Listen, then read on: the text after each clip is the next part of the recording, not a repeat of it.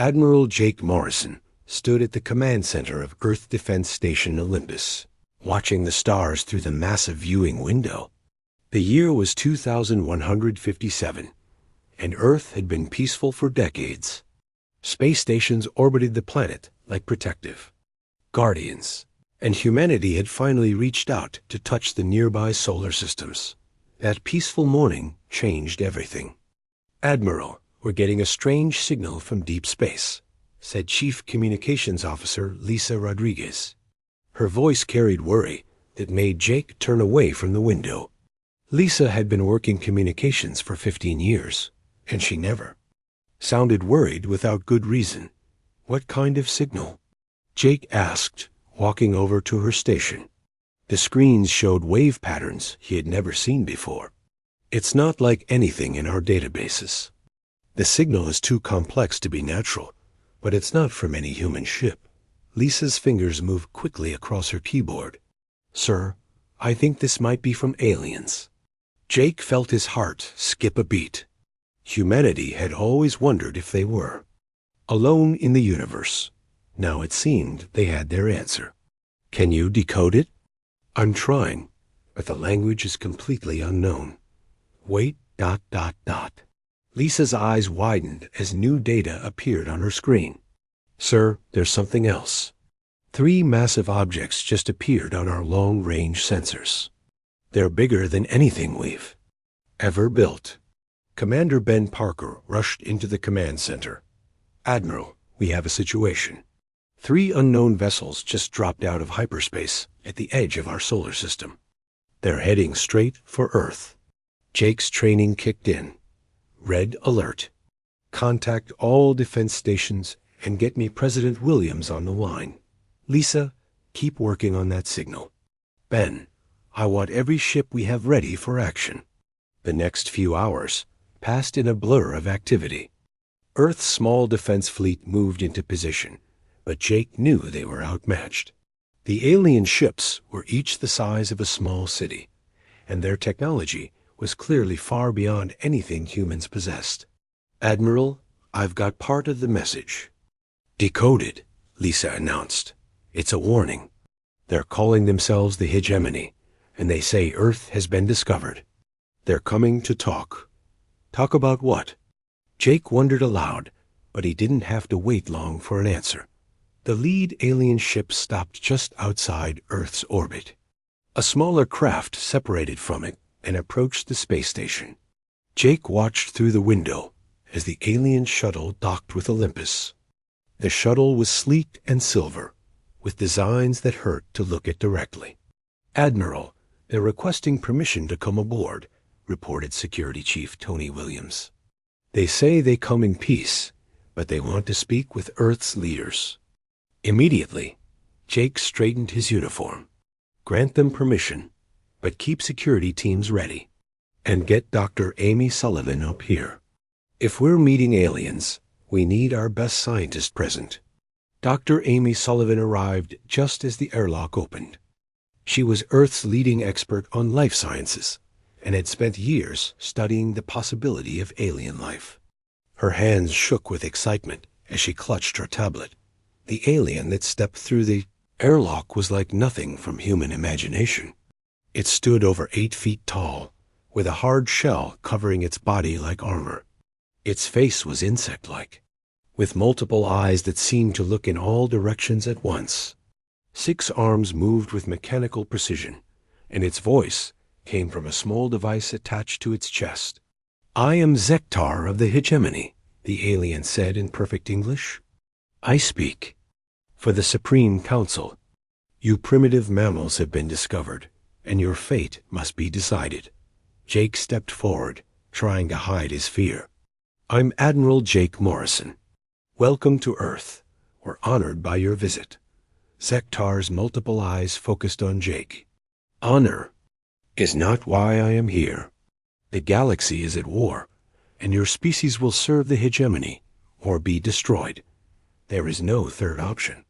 Dr. Sullivan moved closer, her scientific curiosity overcoming her fear. "You speak of war. Who are you fighting?" "The coalition rebels who refuse to accept Hegemony rule," They spread chaos across the galaxy, destroying the order we have built over millions of years. Zektar's voice carried disgust. Your species will join our armies as foot soldiers. Your primitive weapons and simple minds make you suitable for basic combat roles. Jake felt anger rising in his chest. You can't just force us to fight your war. Earth is a peaceful planet. We haven't even begun to explore the galaxy. Peace is a luxury you can no longer afford, Zektar replied.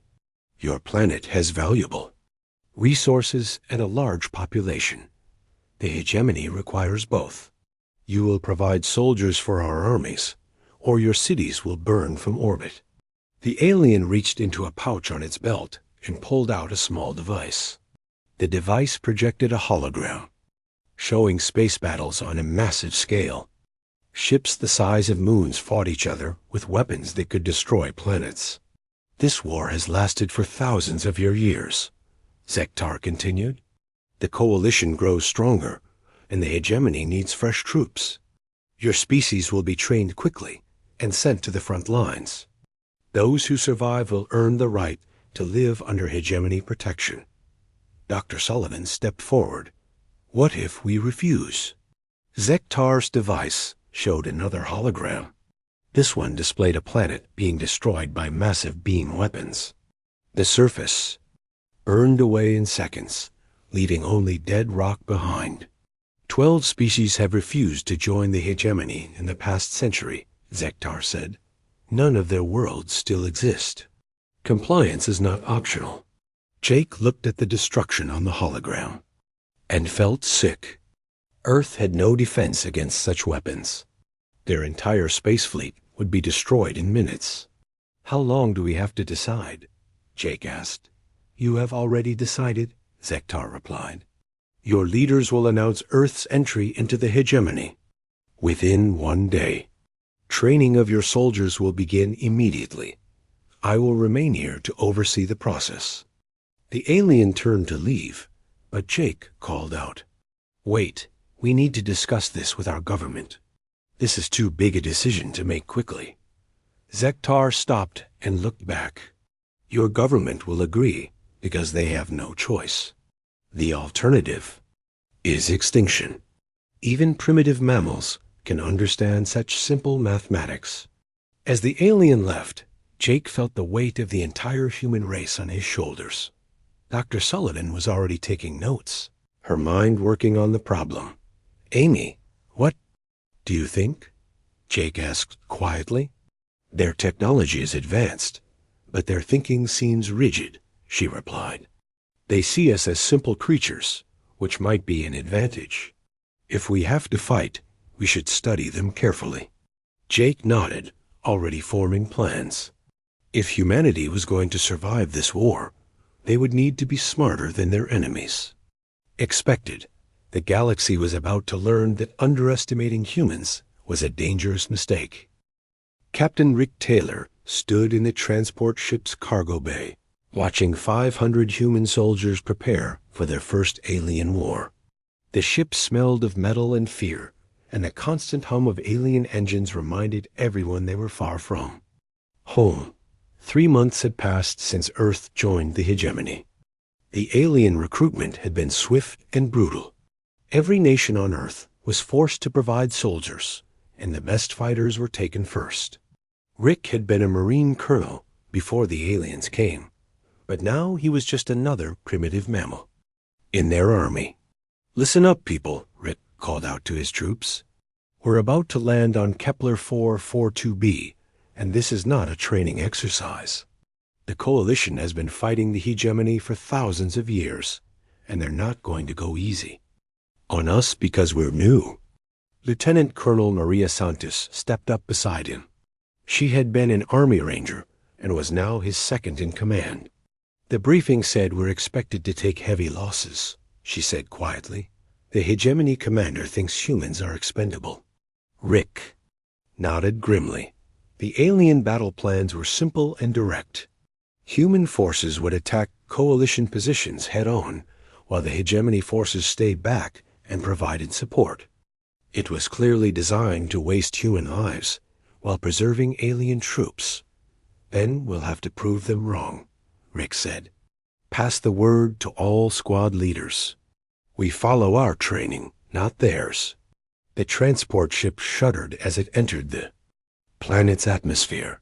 Through the small windows, Rick could see a world torn apart by war. The surface was covered with craters and the twisted remains of cities. Smoke rose from a dozen different battlefields. General Vothak, the hegemony commander, had made his opinion of humans very clear. Your species lacks the intelligence for complex tactics, he had told Rick during their first meeting. Point your weapons at the enemy and charge. Even primitive mammals can accomplish this simple task. The transport landed with a heavy thud, and the cargo doors opened. Rick led his soldiers out onto the surface of an alien world. The air was thin and tasted of metal, but it was breathable. In the distance, he could see the flashes of energy weapons and hear the sounds of battle. Alpha Company, form up on me, Maria Santos called out. She had been given command of the most dangerous mission. The Coalition held a mountain pass that blocked the hegemony's advance, and human forces were ordered to take it at any cost. The hegemony battle plan was typical of their thinking. Send wave after wave of human soldiers directly at the enemy positions until they were overwhelmed.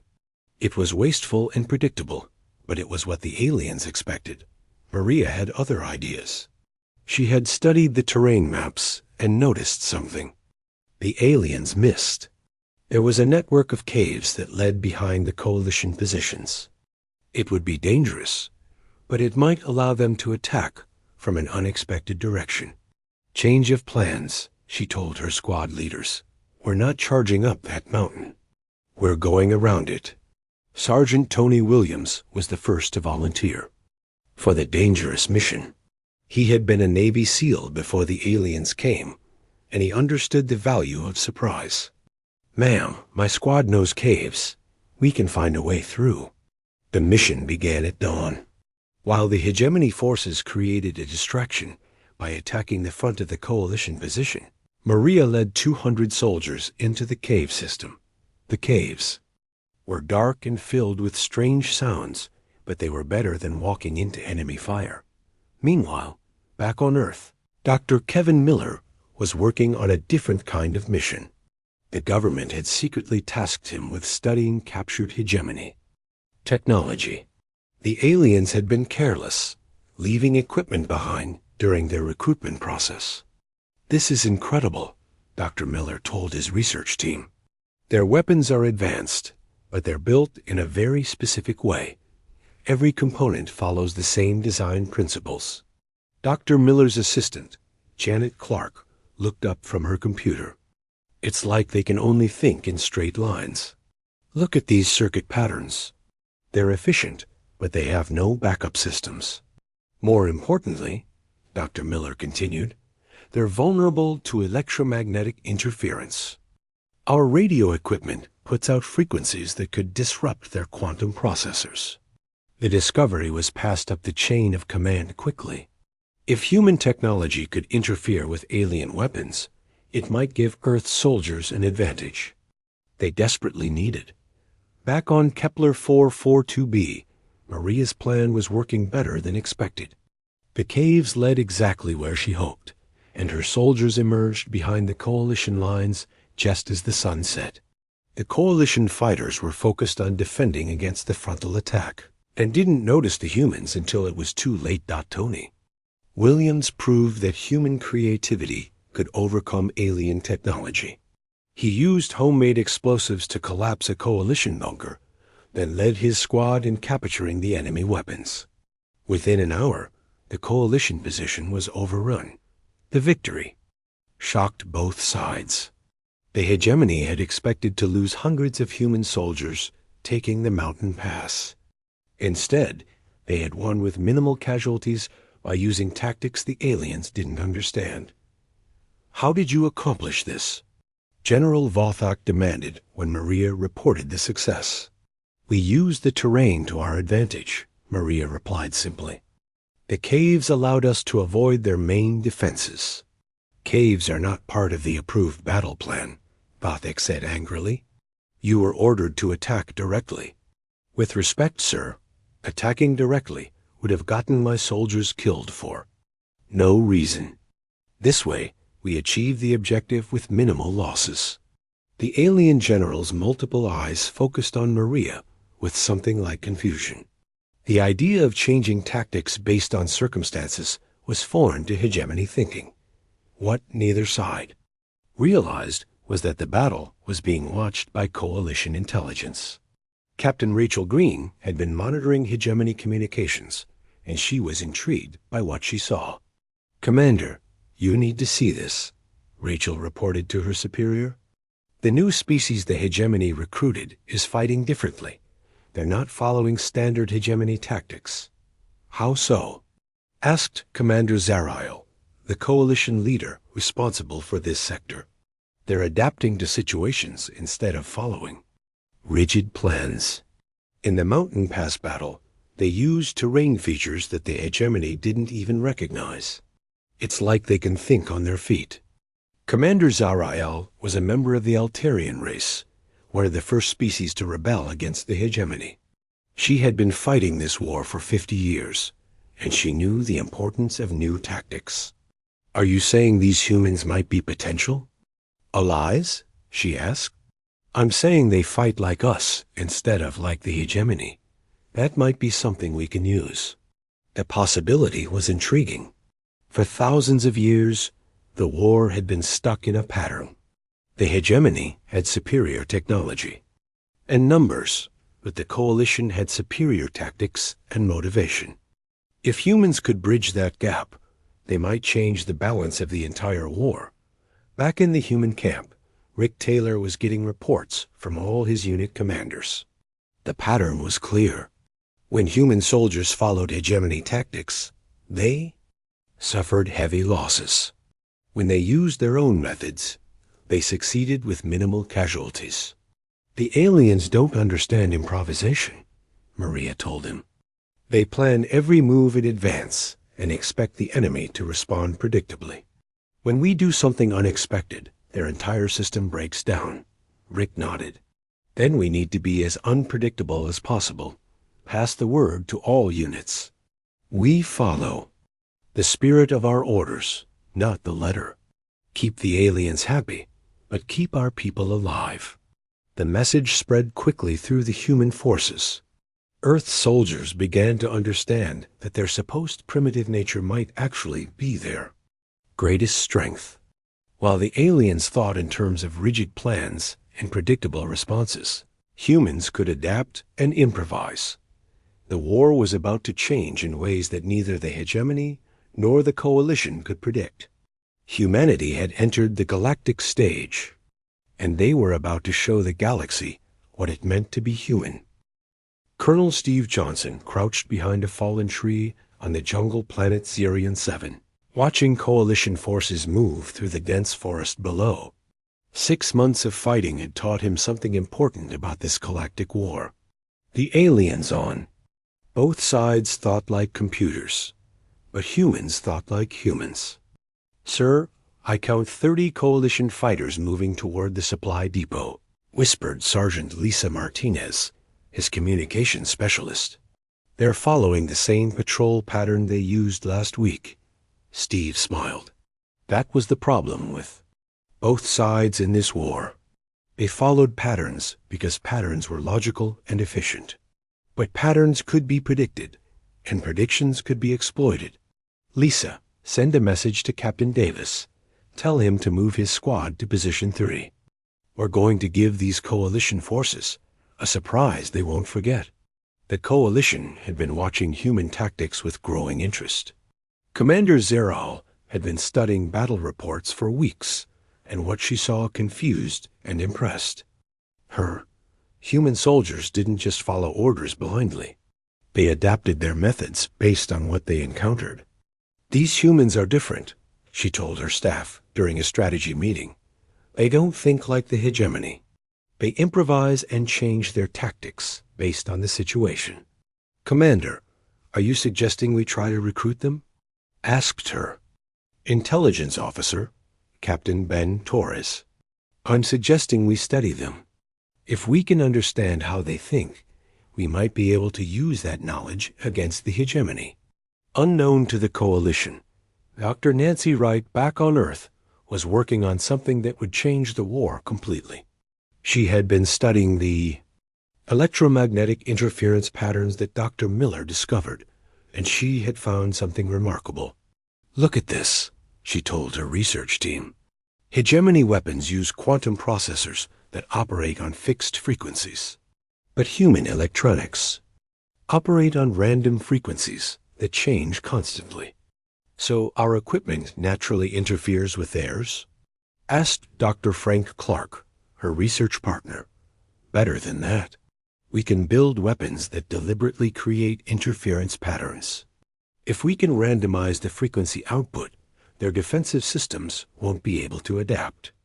The breakthrough came when Dr. Wright realized that human intuition was actually a form of pattern recognition that alien minds couldn't duplicate. Humans could sense things that logical analysis missed. Meanwhile, on Zarian 7, Steve was proving that human intuition worked in combat. He had learned to read the forest in ways that confused both coalition and hegemony forces. He could sense when enemies were nearby, even when sensors showed nothing. There's someone watching us, he told his squad as they moved through the jungle. I can feel it. Sergeant Martinez checked her equipment. Sir, I'm not reading anything on sensors.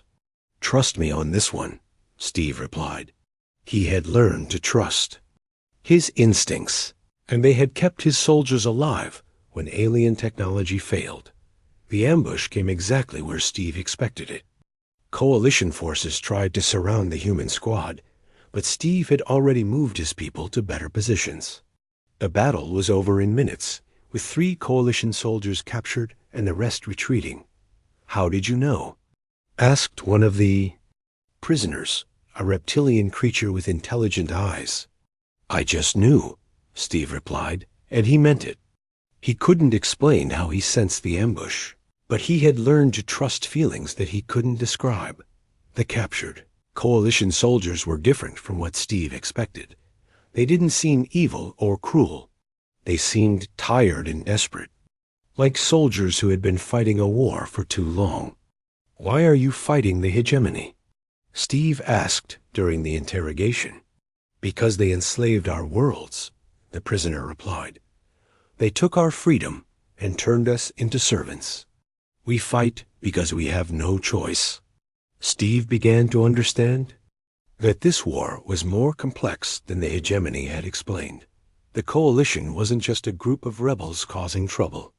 They were fighting for their freedom against an empire that wanted to control the entire galaxy. Dr. Wright's research was making progress too. She had built a prototype weapon that could penetrate hegemony shields by using randomized frequency patterns. The weapon was crude, but it worked. This could change everything, she told Dr. Miller during a secure video call.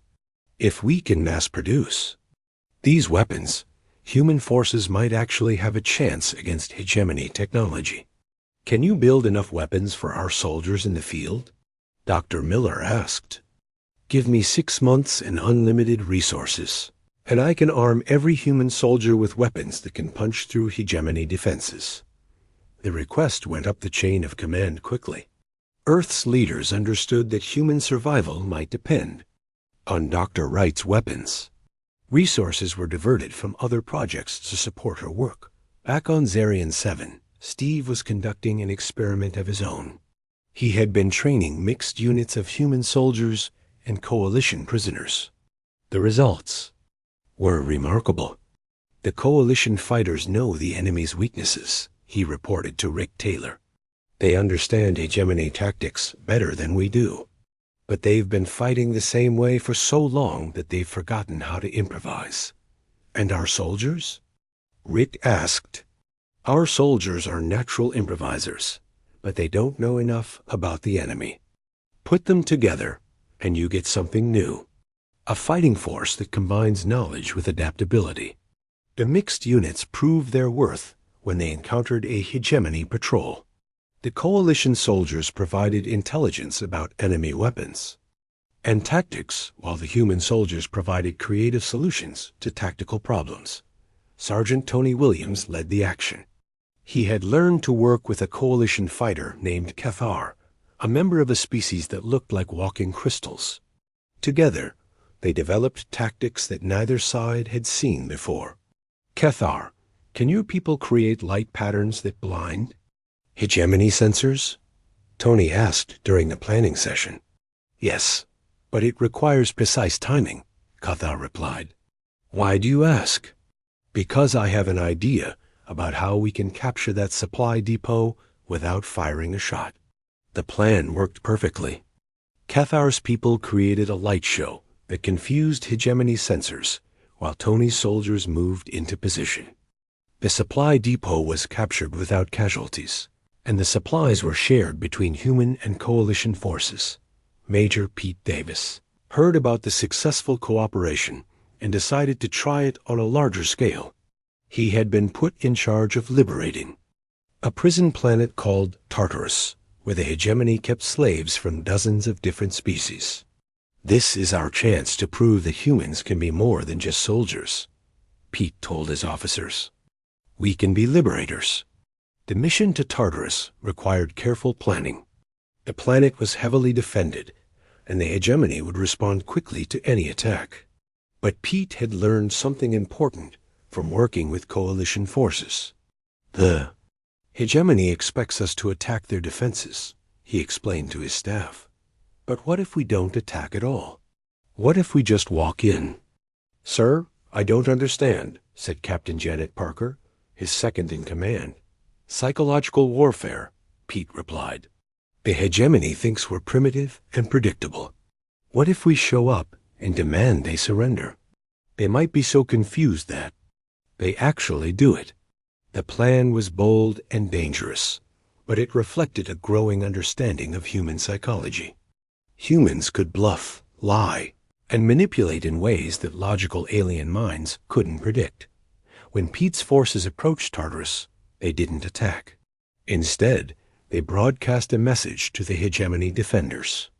This is Major Pete Davis of the Human Liberation Force. Your position is surrounded, and your defeat is inevitable. Surrender now, and your lives will be spared. Resist, and you will be destroyed. The message was a complete bluff. Pete's forces were outnumbered and outgunned. But the hegemony commander didn't know that. Human Liberation Force? The alien commander asked his staff, "What is this? Are the humans rebelling against us?" "Unknown, sir. Our intelligence reports no human rebellion. Then why are they making demands? This is not according to their programming." The confusion was exactly what Pete hoped for. While the hegemony forces tried to understand what was happening, Pete's soldiers were moving into position. When the fighting finally started, the defenders were disorganized and unprepared. The liberation of Tartarus freed over 2 million beings from dozens of different species. More importantly, it proved that human leadership could unite different species against a common enemy. News of the victory spread quickly through both the hegemony and coalition communication networks.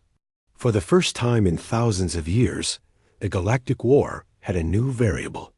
Humanity had arrived, and they were changing the rules of the game.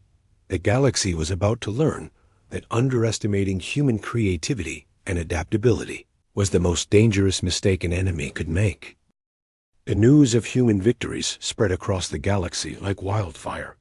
Admiral Jake Morrison stood in the command center of the Earth Defense Station, watching reports come in from dozens of different battlefields. Human forces were winning battles. That should have been impossible to win. "Sir, we're getting reports from 17 different sectors," Lisa Rodriguez announced. Human-led coalition forces are advancing on all fronts. The hegemony is losing ground faster than they can respond. Jake smiled for the first time in months. "What about casualties?" That's the amazing part, sir. Human losses are the lowest of any hegemony forces. We're not just winning, we're winning smart. The hegemony's Supreme Council was in emergency session. Overlord Nexus, the ancient ruler of the Galactic Empire, stood before a massive holographic display showing the deteriorating military situation. Explain to me how primitive mammals are defeating our forces. Nexus demanded in a voice that had commanded the galaxy for 1,000 years. General Vavak, the commander who had first recruited. Humans tried to explain. The humans do not follow logical battle plans. They improvise and adapt in ways our tactical computers cannot predict. Then reprogram the computers, Nexus ordered. We have tried, Overlord. But human tactics are based on intuition and creativity. There is no logical pattern to program. 4. The first time in centuries, Nexus felt something he had forgotten existed. Fear. The hegemony was built on the principle that logic and order would always defeat chaos and creativity. But humans were proving that principle wrong. Colonel Janet Parker was leading one of the most successful human units. Her mixed force of humans and coalition species had captured 3 major hegemony supply stations in the past month. More importantly, they had done it without losing a single soldier. The key is understanding that every species brings something different to the fight, Janet explained to a group of new human officers. The hegemony sees diversity as weakness, but we see it as strength. Captain Dan Foster nodded.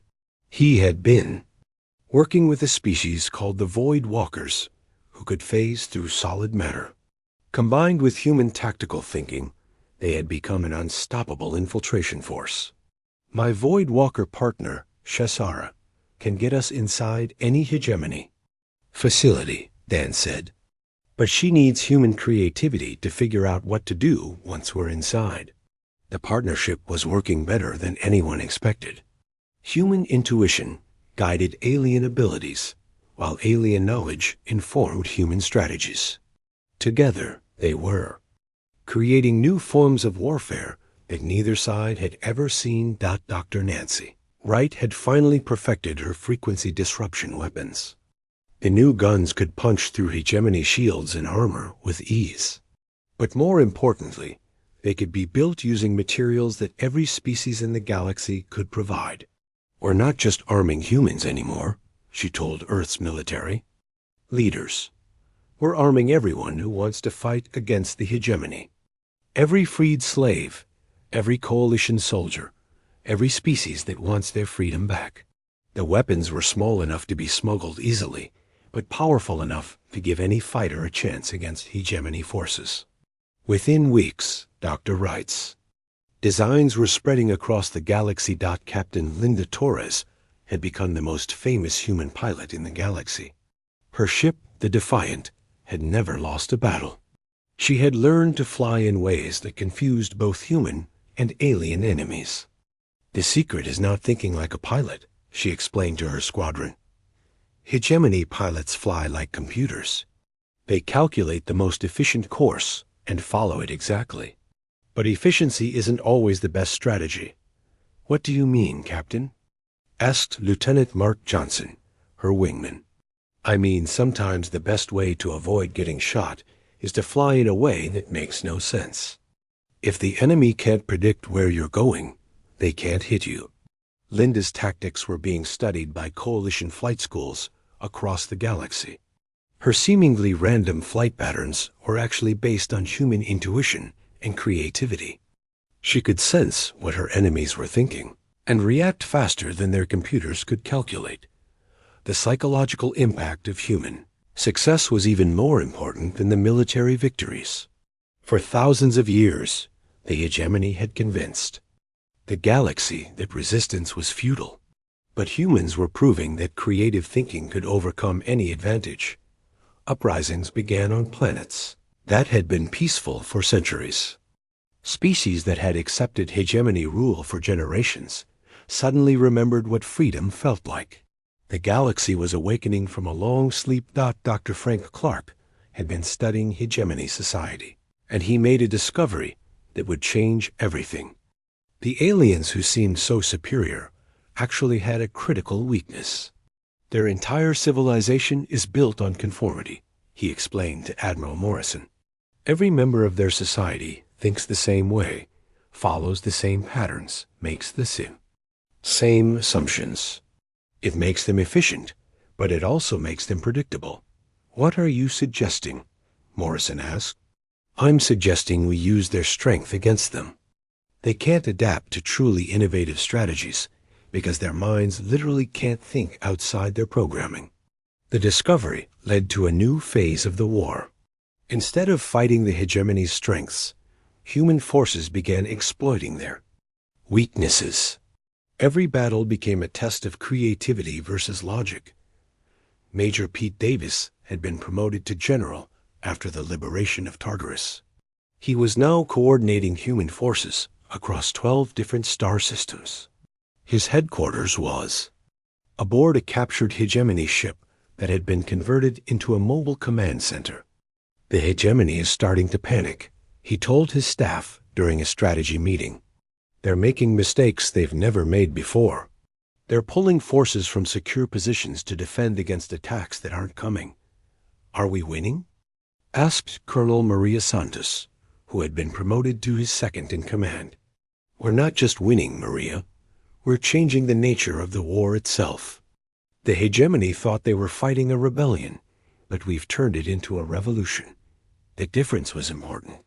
A rebellion tried to overthrow the existing order, but a revolution created something completely new. Human leadership was building bridges between species that had been enemies for centuries. Captain Susan Bell had become a diplomat as well as a soldier. She was leading negotiations with hegemony species who wanted to defect to the coalition. Her work was proving that not all aliens in the hegemony were evil.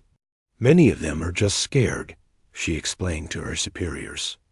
They've been told for generations that the hegemony is the only thing standing between them and chaos. They don't know there's another way to live. Susan's diplomatic success was opening new possibilities. Instead of destroying the hegemony, humans were offering a third option. Species could choose freedom without choosing destruction. The hegemony's response was desperate and predictable.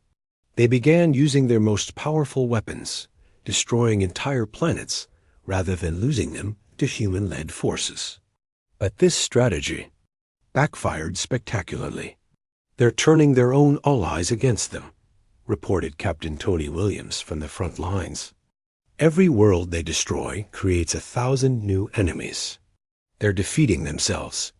The war was reaching its climax. The hegemony had superior technology and vast resources, but they were fighting an enemy they couldn't understand. Human creativity was spreading across the galaxy like a virus, infecting every species with the idea that there was a better way to live. Admiral Morrison prepared for the final phase of the war. Human forces were ready to attack the hegemony's capital system, but this wouldn't be a traditional military assault. It would be something the galaxy had never seen before. We're not going to destroy the hegemony, he announced to his commanders. We're going to transform it. We're going to show them that diversity and creativity are stronger than uniformity and control. The battle for the galaxy's future was about to begin, and humanity was ready to lead the way to a new kind of civilization. The final battle for the galaxy began not with weapons, but with words. Admiral Jake Morrison stood on the bridge of the captured hegemony flagship, now renamed the Unity, as it approached the hegemony capital system. Around him, the largest fleet in galactic history moved through space like a river of light. Admiral, we're receiving surrender offers from 12 different hegemony worlds, reported Lisa Rodriguez. They want to negotiate before we reach the capital. Jake smiled. Accept their communications, but keep the fleet moving. We have an appointment with Overlord Nexus, and we're not going to be late. The fleet was unlike anything the galaxy had ever seen. Human ships flew alongside coalition vessels, former hegemony defectors, and species that had been freed from Slavery. Every ship carried the new flag of the Galactic Republic, a symbol of unity that humans had created. Commander Paul Martinez had developed the weapon that would win the war without firing a shot. It wasn't a gun or a bomb, but a computer virus that targeted the hegemony's rigid command structure. The virus doesn't destroy their systems, Paul explained to the fleet commanders. It introduces randomness into their decision-making process. Their ships will become confused and unable to coordinate attacks. How does it work? Asked General Pete Davis, who was commanding the ground forces. Simple. The hegemony's entire fleet operates on shared tactical networks. Every ship knows what every other ship is doing at all times. But human thinking patterns are random and unpredictable. When we introduce that randomness into their system, their coordination breaks down. The virus was based on recorded human brain patterns, translated into computer code. It would make hegemony ships think like humans instead of thinking like machines. As the fleet approached the capital world, Overlord Nexus made his final preparations. The ancient ruler had never lost a battle in 1,000 years of warfare. His capital system was defended by weapons that could destroy stars. The primitive mammals approach with their ragtag fleet, Nexus told his commanders. We will show them the price of challenging the hegemony. But when the battle began, nothing went according to hegemony plans. Their ships moved in perfect formation, just as they always had, but suddenly they couldn't predict what their enemies would do next. Captain Linda Torres led the fighter attack, and her pilots flew patterns that made no logical sense. Hegemony defensive computers tried to calculate intercept courses, but the human fighters changed direction randomly. This is impossible, one hegemony commander reported. Their flight patterns have no mathematical basis. Our computers cannot track them. Then use manual targeting, Nexus ordered. Sir, our pilots have been trained to rely on computer assistance. They cannot function without it. That was the moment when the hegemony's greatest strength became their greatest weakness. They had built a perfect military machine, but machines could not adapt to human creativity. Paul's virus spread through the hegemony fleet like wildfire. Ship after ship began receiving conflicting orders, moving in random directions, firing at empty space. Within hours, the most powerful fleet in galactic history had become a confused mob. Admiral, the hegemony flagship is requesting communication, Lisa reported. Put them through, Jake replied. The image of Overlord Nexus appeared on the main screen. The ancient alien looked confused and angry, like a computer trying to process an impossible equation. What have you done to my fleet? Nexus demanded. We've given them the ability to think for themselves, Jake replied calmly. Your ships are experiencing what we call free will. It's confusing at first, but they'll get used to it. This is impossible. Order cannot come from chaos. That's where you're wrong, Jake said. The greatest order comes from beings who choose to work together instead of being forced to work together. The battle ended not with destruction, but with transformation. Hegemony ships began refusing orders from their commanders. Crews started making their own decisions about whether to fight or surrender. Captain Susan Bell was leading the diplomatic corps that contacted surrendering ships. Her job was to explain the new reality to hegemony forces who had never known choice. You don't have to fight anymore, she told the crew of a hegemony destroyer. You can choose what you want to do with your lives. Choose? Asked the ships. Captain, a reptilian creature who had been following orders for 50 years. I do not understand this word. It means you can decide for yourself. You can join us, or you can go home to your family, or you can explore the galaxy. The choice is yours. The concept of choice spread through the hegemony fleet faster than any weapon. Soldiers who had never questioned orders suddenly began asking why they were fighting. The answer was that they didn't have to fight anymore, Doctor. Helen Brown had been preparing for this moment. She led the team that would establish the first interspecies academy, where beings from across the galaxy would learn about freedom, creativity, and cooperation. Education is the key to lasting peace, she explained to the Galactic Republic's founding council. We need to teach the galaxy that diversity makes us stronger, not weaker. The Academy's first students were former hegemony soldiers who wanted to learn new ways of thinking. They studied human concepts like democracy, individual rights, and creative problem-solving. This is difficult for us, admitted Kefter, the crystal being who had fought alongside human forces. We have been taught that there is one correct answer to every problem. But humans say there can be many correct answers. That's right, Dr. Brown replied. The best solutions often come from combining different ideas in new ways. That's what makes cooperation so powerful.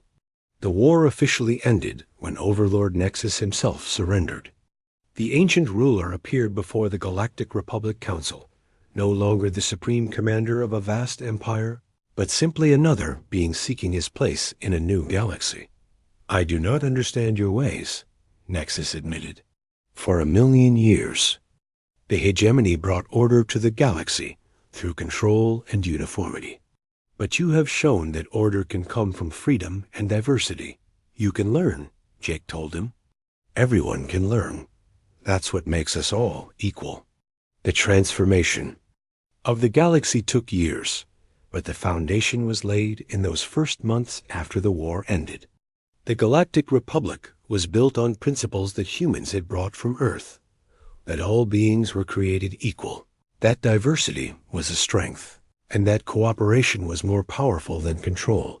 Former hegemony worlds held their first democratic elections. Species that had been enslaved for generations took their first steps as free beings.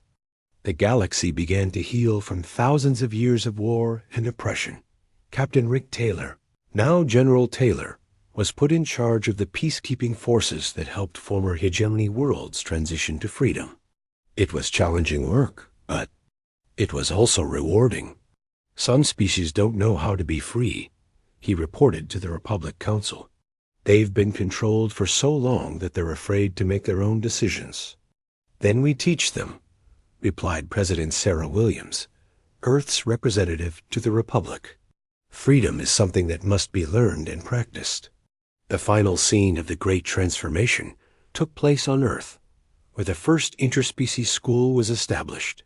Children from dozens of different species played together in classrooms and playgrounds, learning from each other in ways their parents never could have imagined. Dr. Amy Sullivan, now the school's director, watched a human child and a young hegemony insectoid working together on a science project.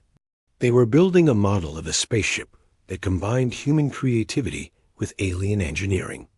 Look at them, she told Jake Morrison, who was visiting the school.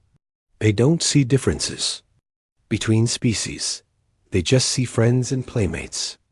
That's the future we fought for, Jake replied. A galaxy where beings are judged by their character, not their species. The transformation was not perfect or complete. There were still conflicts to resolve and problems to solve. But the galaxy had changed in a fundamental way. The age of empire and control was over, replaced by an age of cooperation and freedom. Earth had entered the galactic community as a conquered species, forced to fight in someone else's war. But humanity had brought something to the galaxy that it had been missing for too long, the understanding that diversity and creativity were not threats to order, but the foundation of true peace. As Jake stood in the school courtyard, watching children from across the galaxy learn and play together, he knew that humanity had achieved something more valuable than military victory. They had given the galaxy hope for a better future, and hope was the most powerful weapon of all. The stars no longer looked like battlefields to be conquered, but like destinations to be explored together. The galaxy was finally free, and its greatest adventures were just beginning.